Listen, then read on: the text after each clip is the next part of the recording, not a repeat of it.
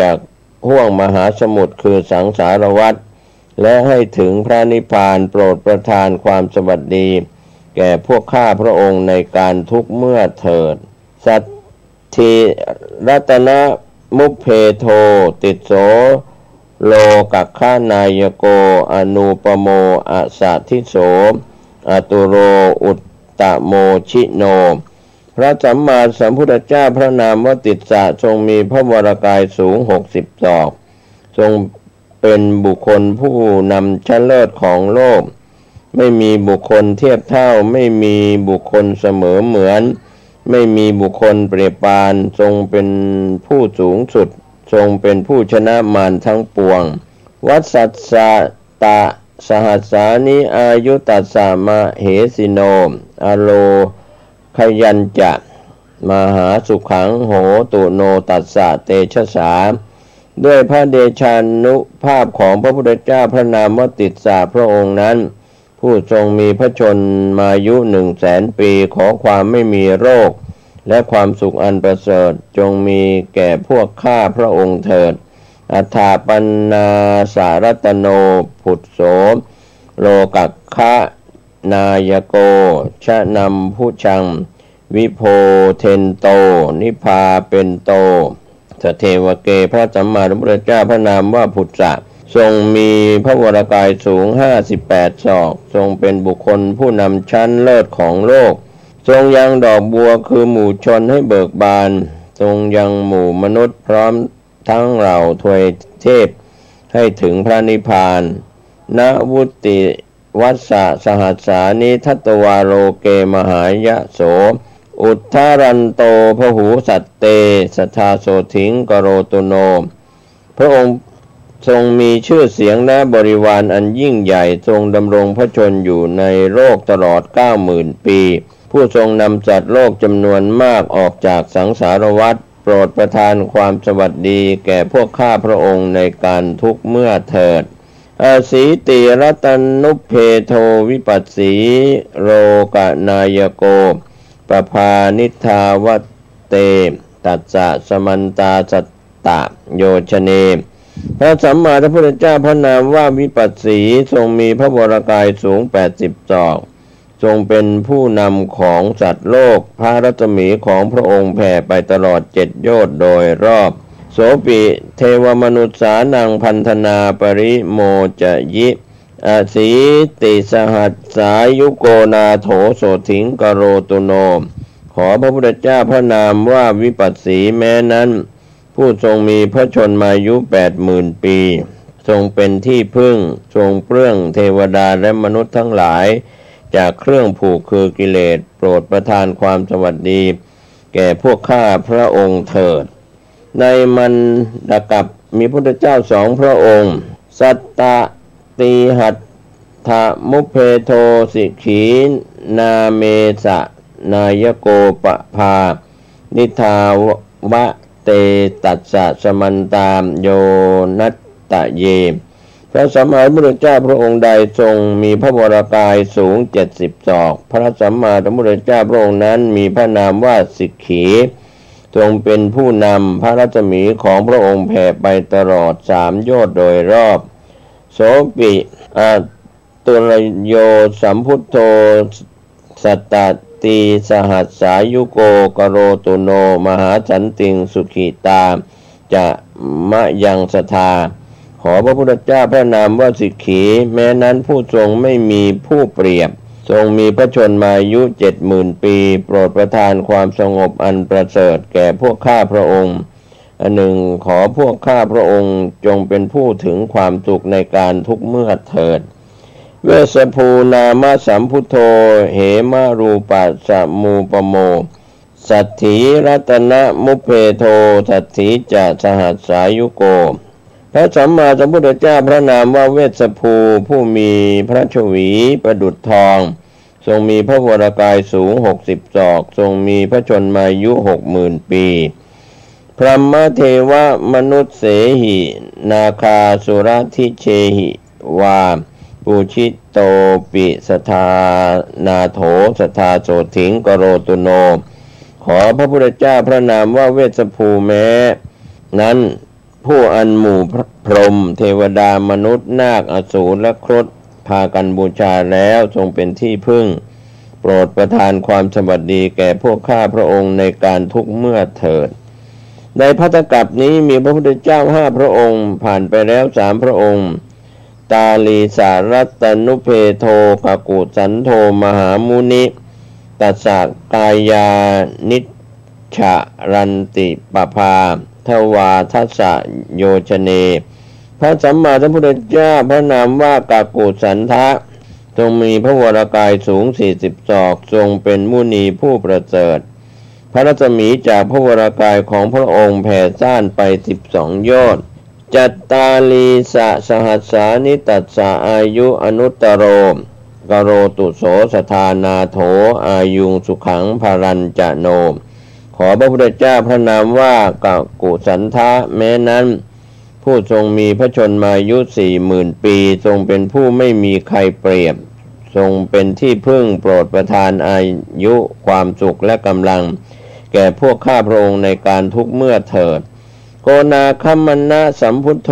ติงสหัตถะสมุขโตติงสาวัสสะสหัสสานิอายุตัสสะมเหสิโนพระโกนาคัมมนะสัมมาสัมพุทธเจ้าผู้ทรงมีพระวรกายสูง30 ศอกผู้แสวงหาคุณอันยิ่งใหญ่ทรงมีพระชนมายุ30,000 ปีธัมมานะเตนะตัปเปตาเทวสังฆังสุราสเยมหิตเลจะชนะตังสทาโสถิงกโรตุโนทรงยังหมู่ทวยเทพบนสวรรค์และหมู่มนุษย์บนพื้นโลกให้อิ่มเอิบด้วยอมตะธรรมคือพระนิพพานโปรดประทานความสวัสดีแก่พวกข้าพระองค์ในการทุกเมื่อเถิดกัสสโปนามสัมพุทโธธรรมราชาปพังกโรวิสติหัตถมุเพโทวีสัสสะสหัสสะอายุโกพระสัมมาสัมพุทธเจ้าพระนามว่ากัสสปะผู้ทรงเป็นพระธรรมราชาทรงมีพระรัศมีทรงมีพระวรกายสูง20 ศอกทรงมีพระชนมายุ20,000 ปีอนุปโมสมะสโมเทวสัทธาอนุตตโรกโรตุโนมหาสันติงอโรคยัญจะชยังสทาพระองค์ไม่มีผู้เปรียบปานเสมอเหมือนทรงเป็นศาสดาของเราทวยเทพทรงเป็นผู้ยอดเยี่ยมโปรดประทานความสงบอันประเสริฐความไม่มีโรคและชัยชนะแก่พวกข้าพระองค์ในการทุกเมื่อเถิดพระพุทธเจ้าในปัจจุบันหนึ่งพระองค์อัฏฐารสะหัตถุเพโทโคตโมสักยวัฒโนสัพพัญญูสัพพติระโกสัพพโรกะสุขปโทพระสัมมาสัมพุทธเจ้าพระนามว่าโคตมะทรงมีพระวรกายสูง80ขออภัยมีพระวรกายสูง18 ศอกทรงเป็นผู้เชิดชูสักยวงศ์ทรงตรัสรู้ธรรมทั้งปวงทรงเป็นผู้โดดเด่นกว่าชนทั้งปวงทรงเป็นผู้ประทานความสุขให้แก่สัตว์โลกในพุทธวงศ์บาลีทรงแสดงไว้ว่าทรงมีพระวรกายสูง16 ศอกสัมพุทโธสัพพธรรมานังภะเคหิภาคัยยวายุโตวิชาจรณสัมปันโนโสทัตถยาโรคยังทัทาตุโนขอพระสัมมาสัมพุทธเจ้าพระนามว่าโคตมะผู้ตรัสรู้ธรรมทั้งปวงทรงประกอบด้วยบุญทรงมีพระบารมีอันสูงสุดทรงเพียบพร้อมด้วยวิชาและจรณะโปรดประทานความสวัสดีและความไม่มีโรคแก่พวกข้าพระองค์เถิดอภาติตาจะสัมพุทธาอเนกสตะโกติโยสัพพโรกะมะพิญญายะสัพพสัตตานุกัมปิโนอันหนึ่งพระสัมมาสัมพุทธเจ้าทั้งหลายหลายร้อยโกฏซึ่งเสด็จล่วงลับไปแล้วทรงประจักษ์โลกทั้งปวงด้วยพยานทรงอนุเคราะห์แก่เราสรรพสัตว์สัพพะเวระพยาติตาสัพพะโรกะสุขปทาสัพพะโทสังวินาเสนตา สัพพะโสถิงกโรนตุโนทรงล่วงพ้นเวรและภัยทั้งปวงทรงประทานความสุขแก่สรรพสัตว์ทรงกำจัดโทษทั้งปวงขอทรงประทานความสวัสดีแก่พวกข้าพระองค์เถิดพระพุทธเจ้าในอนาคตหนึ่งพระองค์อนาคเตจะสัมพุทโธเมตไตโยเทวปูชิโตมหิทธิโกมหาเทโวมหาสันติงกโรตุโนก็ในอนาคตพระสัมมาสัมพุทธเจ้าพระนามว่าเมตไตยะทรงเป็นผู้ที่หมู่ทวยเทพบูชาแล้วทรงมีฤทธิ์มากทรงเป็นผู้ประเสริฐกว่าเทวดาทั้งปวงโปรดประทานความสงบอันประเสริฐแก่พวกข้าพระองค์เถิดพระปัจเจกพุทธเจ้าสัพเพปัจเจกสัมพุทธานิโรธชานะโกวิทานิราระยานิราสังกาอัปปมัยยามเหสโยพระปัจเจกสัมมาสัมพุทธเจ้าทั้งปวงทรงปิชาญาณในนิโรธสมาบัติและฌานสมาบัติทรงปราศจากความกำหนัดยินดีหมดความรังเกียจทรงคุณอันหาประมาณมีได้ทรงแสวงหาคุณอันประเสริฐทุเรปิวินัยเยทิตวาสัมปัตตาตังคเนนะเตสันทิฏฐิกะภเลกัตตวาสทาสันติงกโรนตุโนพระปัจเจกสัมมาสัมพุทธเจ้าทั้งหลายเหล่านี้เห็นหมู่เวนยสัตว์แม้ในที่ไกลก็ทรงเสด็จไปช่วยเหลือสัตว์เหล่านั้นให้ได้รับประโยชน์โดยพลันโปรดประทานความสงบแก่พวกข้าพระองค์ในการทุกเมื่อเถิดนวโรกุตรธรรม9และปริยัติธรรม1สวาขาตตาทิสัมปันโนธัมโมสะปริยัติโกสังสาระสาคราโลเกตาเรติชินะ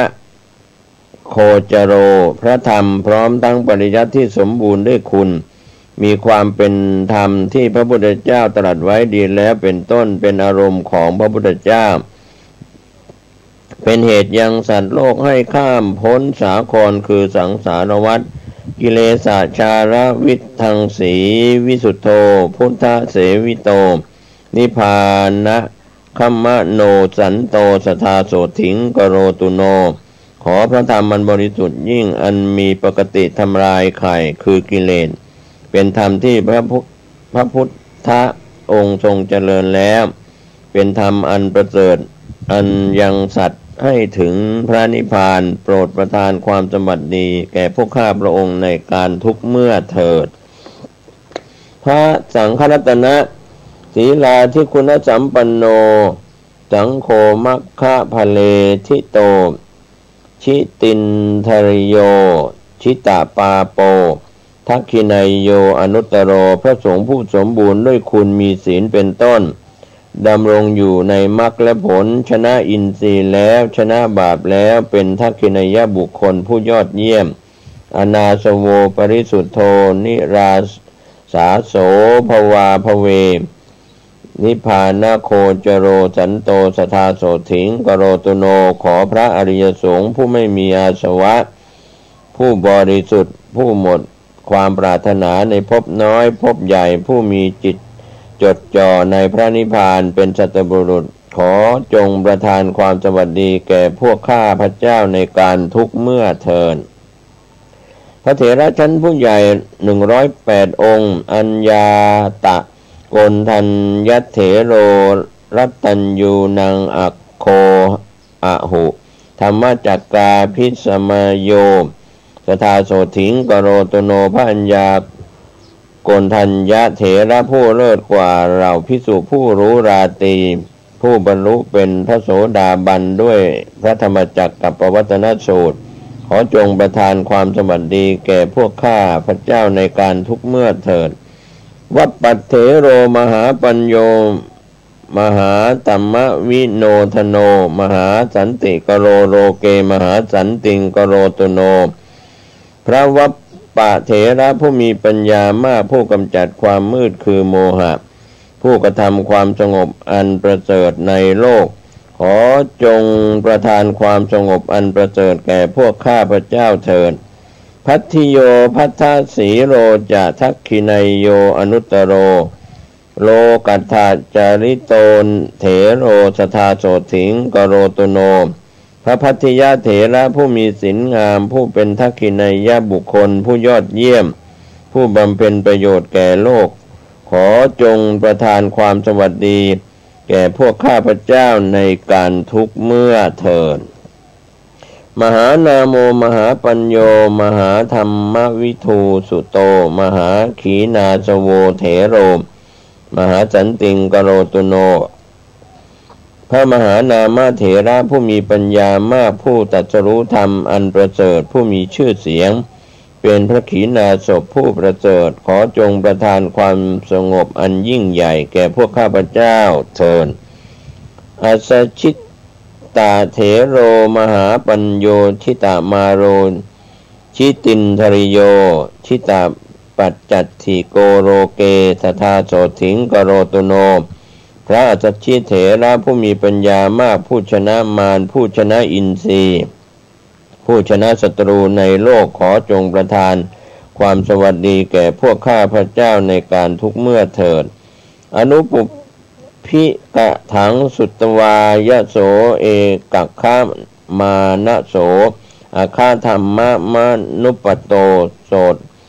ทยาโรขยังทธาตุโนพระยศเถระผู้ฟังอนุบุพิกถาแล้วมีจิตตั้งมั่นบรรลุพระอรหัตผลอันเป็นธรรมอันเลิศขอจงประทานความสวัสดีและความไม่มีโรคแก่พวกข้าพเจ้าเถิดจัตวาธิกาจาปัญญาสาเถราคิหิสหายกาปัตตวานะปรมังสันติงสทาโสถิงกรณตุโนพระเถระผู้เป็นพระอรหันต์54รูปผู้เคยเป็นสหายของพระยศเมื่อครั้งยังเป็นผู้ครองเรือนบรรลุแล้วซึ่งพระนิพพานอันประเสริฐขอจงประทานความสวัสดีแก่พวกข้าพเจ้าในการทุกเมื่อเถิดเยติงสะพัทธวัคคิยา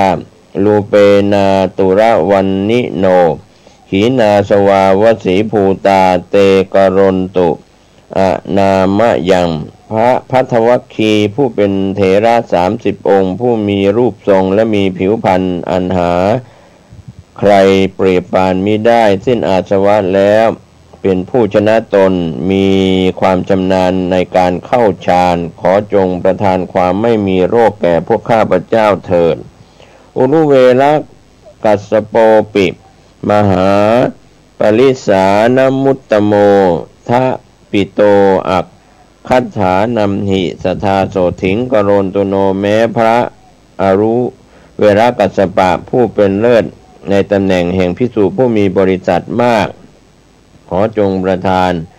ความสวัสดีแก่พวกข้าพเจ้าในการทุกเมื่อเถิดโยนาทีกัสสปัตเถโรปุญญเขโตอนุตตโรสะสังโฆสีลสัมปันโนสทาโสถิงกโรตุโนแม้พระเถระนามว่านาทีกัสสปะผู้เป็นเนื้อนาบุญอันประเสริฐผู้มีภิกษุเป็นศิษย์300เป็นบริวารผู้สมบูรณ์ด้วยศีลขอจงประทานความสวัสดีแก่พวกข้าพเจ้าในการทุกเมื่อเถิดธรรมปัจชาริโตสันโตโยเถโรขยากัสสโปสังยุตโตภวะนิสเนเหสทาโสถิงกโรตุโนพระเถระนามว่าขยากัสสปะผู้รุ่งเรืองด้วยธรรมผู้สงบผู้เข้าถึงพระนิพพานอันเป็นที่ปราศจากภวตัณหาขอจงประทานความสวัสดีแก่พวกข้าพเจ้าในการทุกเมื่อเถิดโลกนาถังทเปตวานะปัญญวันตานะปานินังปัญญายะสาริปุตตัสสะกรังนาคะคติโสรสิงในบรรดาสรรพสัตว์ผู้มีปัญญาทั้งหลายเว้นพระพุทธเจ้าผู้เป็นที่พึ่งของโลกแล้วสัตว์ใดๆย่อมไม่ถึงเสี้ยวที่16แห่งปัญญาของพระสารีบุตรสารีปุตโตมหาปัญโยปัทโมอาคาสาวโกธรรมเสนาปฏิเศธโธสทาโสถิงกโรตุโนขอพระสารีบุตรผู้มีปัญญามาก ผู้เป็นอัคคสาวกองค์ที่หนึ่งผู้เป็นธรรมเสนาบดีผู้ได้รับการยกย่องว่าเป็นผู้เลิศทางปัญญาขอจงประทานความสวัสดีแก่พวกข้าพเจ้าในการทุกเมื่อเถิดปาทังคุลิกะมัตเตนะเวชยันตะปะกัมปโนปทวิงมหาติงสัพพังสมัทโธปริวัตติตุงพระมหาเถระใดผู้สามารถยังเวชยันตปราศาสตร์ประสาทของพระอินทร์ให้หวั่นไหวแม้ด้วยเพียงหัวแม่เท้านั้นผู้ยอดเยี่ยมสามารถพลิกแผ่นดินผืนใหญ่ทั้งหมดได้โมคคัลลาโนมหาเถโรทุติโยอาคาสาวโกอิทธิมันตานังโสอัคโคสทาโสถิงกโรตุโนพระมหาเถระนั้นนามว่าโมคคัลลานะผู้เป็นอัคคสาวกองค์ที่